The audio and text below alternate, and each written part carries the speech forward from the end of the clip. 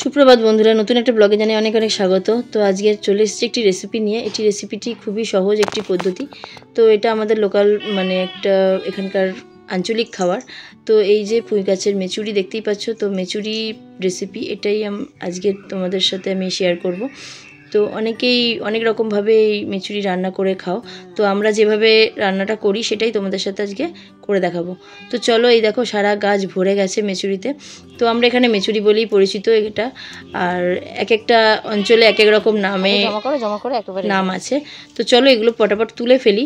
আর দেখো মিঠাই সোনাও আমার সাথে হাত লাগিয়েছে। আর আমরা কালোগুলো খেতে ভালোবাসি, তাই কালোগুলো বেছে বেছেই তুলছি। আবার অনেকে অনেক জায়গায় সবুজগুলোও খায়, তো আমরা কালোগুলো যেহেতু ভালোবাসি তাই বেশিরভাগ কালোই তুলেছি।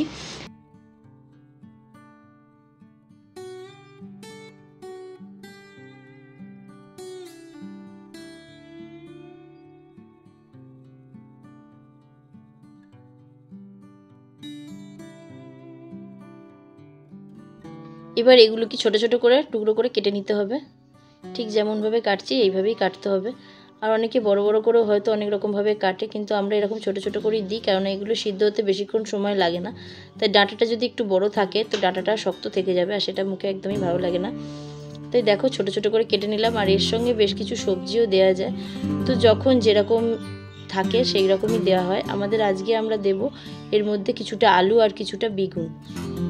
তো তোমাদের প্রয়োজন অনুযায়ী তোমরা তোমাদের মতো সবজি দিতে পারো। তো এখানে কুমড়োও চলে, দেওয়া যায়। তো যত বেশি রকমের সবজি দেবে ততই খেতে এটা টেস্টি লাগে।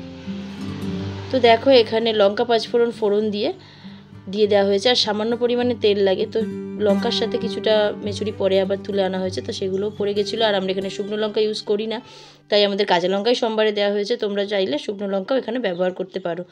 তো এর মধ্যে দেখো সব একসাথেই আমরা দিয়ে দিলাম, কারণ আমরা বেশি তেল খাই না, তাই আলাদা করে ভাজতে গেলে এটা তেলটা বেশি রাখতো।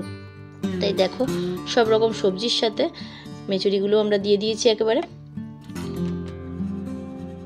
এবার এতে পরিমাণ মতো হলুদ আর পরিমাণ মতো নুন দিয়ে দেব।